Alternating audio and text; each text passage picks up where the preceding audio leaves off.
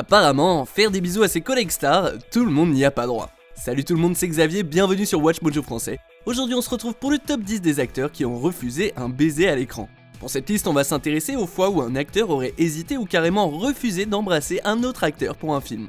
Pour être clair, les acteurs ont peut-être fini par s'embrasser dans le produit final, mais si à la base il y a eu objection sur le tournage, c'est éligible. Numéro 10, Reese Witherspoon et Robert Pattinson. Non, pas d'inquiétude, Reese et Robert ne se sont pas entendus. Enfin, si cette phrase a un sens. Bref, en fait, Reese a même dit de Robert que c'est un type génial et merveilleux et marrant et vachement sympa. Donc ouais, je pense qu'on peut dire qu'elle a approuvé son collègue de casting. Le truc, c'est qu'il avait un énorme rhume quand ils ont dû tourner la scène la plus caliente.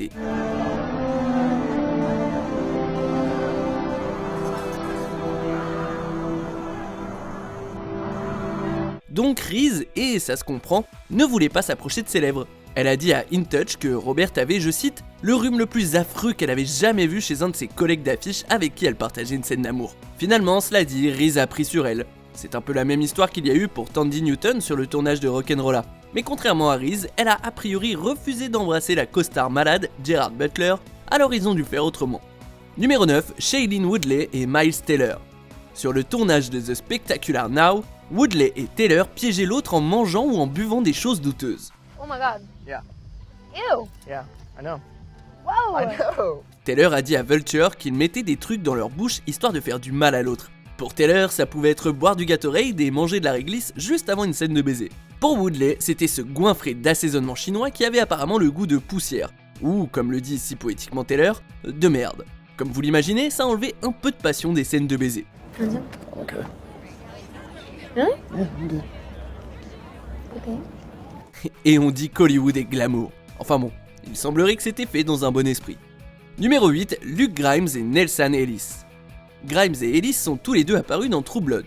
Ellis y a incarné un rôle récurrent, celui de Lafayette Reynolds, et Grimes a joué un perso appelé James Kent qui arrive dans la saison 6. Dans la saison 7, l'histoire amène les personnages de Grimes et Ellis à tomber dans une histoire romantique et charnelle. C'était apparemment trop pour Luke Grimes qui aurait quitté la série à cause de la direction que prenait son personnage. Don't worry, okay? I'm not doing anything. Ce qui a vachement vénéré Ellis, qui a dit à Vulture « C'est un acte fort quand tu pars en mode « je ne veux pas jouer ce rôle parce qu'il est gay ».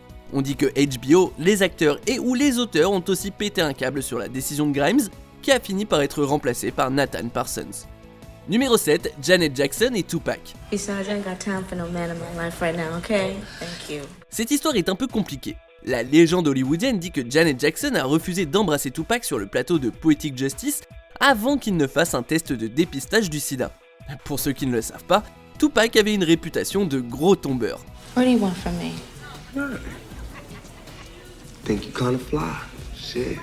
Le rappeur slash acteur a confirmé cette version dans une interview, révélant qu'on lui a dit qu'au moins 4 personnes avaient demandé à ce qu'il se fasse tester, sans être sûr à 100% que Janet Jackson était l'une d'entre elles. I said if I could make love with Janet Jackson, I'd take 4 age tests. Bien après que le film soit sorti, le beau-frère de Tupac, Mo Prime, a confirmé l'histoire à Vlad TV en 2015. Cela dit, le réalisateur John Singleton a apparemment nié cette rumeur à peu près à la même période, déclarant dans les années 2010 que tout ça c'était une blague entre eux sur le plateau qui est devenu un coup de pub. En résumé, croyez ce que vous voulez. No one made a mistake, but everybody make mistakes. Numéro 6, Rachel McAdams et Ryan Gosling. Ce qui est sûr, c'est que Rachel McAdams et Ryan Gosling ne se sont pas entendus sur le tournage de N'oublie jamais. Non seulement les bisous étaient a priori hors de question, mais Ryan aurait carrément essayé de faire virer Rachel du tournage. Lors d'une journée où ça a particulièrement chauffé, Ryan aurait pris le réalisateur Nick Cassavetes de sa part et lui aurait demandé de choisir une autre actrice pour lire les répliques de Rachel parce qu'il n'arrivait pas à se mettre dans le personnage. I'm leaving town. Leaving? Yeah. When? Now, right now, like today. Selon les propres mots de Ryan, il ne pouvait pas y arriver avec elle. Ça a poussé Nick à demander une thérapie à la va-vite, histoire que Ryan et Rachel disent, ou plutôt hurlent, ce qu'ils avaient sur la patate. Now I hate you, you Well, I slug hate you. bastard. On peut dire que la thérapie a bien fonctionné puisque Ryan et Rachel sont sortis ensemble. Enfin, leur relation a seulement commencé plus d'1 an après la sortie du film. Numéro 5, Julia Roberts et Nick Nolte. Les Complices n'est sans doute pas l'un des films phares de Julia Roberts. On l'entend rarement mentionné avec Coup de foudre à Notting Hill ou Erin Brockovich, seul contre tous, vous voyez. Une des principales critiques du film, c'est le manque flagrant d'alchimie à l'écran entre les premiers rôles de Roberts et Nick Nolte. Ce manque d'alchimie viendrait directement de leur relation virulente hors écran et sur le plateau. It's gotta be something big if both the Globe and the Chronicle are in bed together on it. I wouldn't say we're exactly in bed together. N'est pas un secret, Julia Roberts et Nick Nolte ne s'entendaient pas lors du tournage, et on dit même qu'ils ont refusé de tourner certaines scènes ensemble. Roberts serait apparemment qualifié par la suite Nolte de complètement dégoûtant, alors je ne peux qu'imaginer ce à quoi elle pensait quand elle devait l'embrasser. I was just waiting for the proper moment, that's all. Which is gonna be when, Professor? When you finally get me in the sack? Numéro 4, Lindsay Lohan et Charlie Sheen. Ces deux stars polémiques apparaissent dans Scary Movie 5 et bien sûr ça a causé du grabuge, mais pas pour les raisons qu'on pourrait imaginer. Dans le scénario, les deux étaient censés s'embrasser au moins 3 fois dans une scène spécifique, ce qui a poussé Lohan à s'inquiéter concernant le passé fougueux de Sheen. You sure we're alone here? Feels like there's somebody else in this house. Do you hear that? Ce qui l'inquiétait particulièrement, je ne sais pas. Quoi qu'il en soit, les producteurs sont tombés d'accord avec elle. Certains des baisers ont été retirés du script et les deux acteurs ont utilisé des doublures quand il le fallait. I think I better go.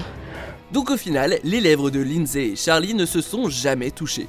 Ce qui est marrant, c'est que la réticence de Lindsay n'a pas du tout gavé Charlie, qui lui a même plus tard donné 100 000 $ pour l'aider à régler ses problèmes d'impôts. Numéro 3, Will Smith et Anthony Michael Hall.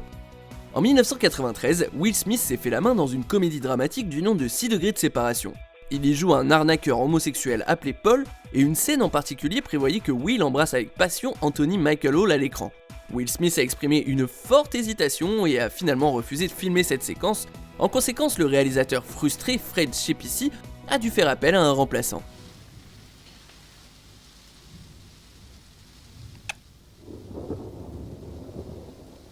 Pour sa défense, Will Smith a plus tard exprimé son regret d'avoir pris cette décision en disant, je cite, « Je n'étais pas assez stable émotionnellement pour m'impliquer artistiquement à cet aspect du film. » That night was the happiest night I ever had. Il a aussi regretté son attitude face à des acteurs et un réalisateur et auteur de ce calibre. Numéro 2, Julia Roberts et Denzel Washington. Pauvre Julia Roberts, je vais encore parler d'elle dans cette liste. Mais cette fois, c'est vraiment Denzel qui est à blâmer. La journaliste de Newsweek Alison Samuels a révélé dans un livre que Denzel a refusé de tourner une scène d'amour avec Julia Roberts dans le film L'affaire Pélican par respect pour ses admiratrices afro-américaines. I want you to leave. Et non, ça n'a rien de raciste. Denzel a dit, je cite, « Les femmes noires sont rarement vues comme des objets de désir à l'écran, et elles ont toujours représenté le cœur de mon public. » Et donc, il a refusé d'embrasser Julia, qui est par la suite devenue un peu l'emblème de la caucasienne sexy. There's a lot of speculation that this woman is a figment of your imagination. On arrive bientôt à la fin. Nous publions de nouvelles vidéos chaque jour, alors abonnez-vous et activez la petite cloche et les notifications sur téléphone pour ne rien rater. Numéro 1, Brad Pitt et Cate Blanchett. Sur le tournage de L'étrange histoire de Benjamin Button, Brad Pitt était follement amoureux de sa copine de l'époque, Angelina Jolie. Apparemment, ça a posé un problème avec ses collègues de plateau. You haven't been with many women, have you? Not on Sundays. Selon le Télégraphe, sa costar Cate Blanchett aurait dit, en rigolant, que c'était dégoûtant de voir à quel point Pitt aimait Jolie. Une déclaration qui a sans doute un rapport avec le refus supposé de Brad de, je cite, embrasser une magnifique rousse sur le tournage. Pour votre info, Cate Blanchett est rousse dans le film. Our lives are defined by opportunities, even the ones we miss. On a dit que Pitt aurait refusé d'embrasser l'actrice à la base, invoquant comme motif possible qu'il ne voulait pas énerver une Angelina jalouse. Quoi qu'il en soit, on a fini par le convaincre et la scène a pu se dérouler comme prévu. Vous êtes d'accord avec notre sélection ? Dites-le moi en commentaire et checkez cette autre super vidéo de Watch Mojo français.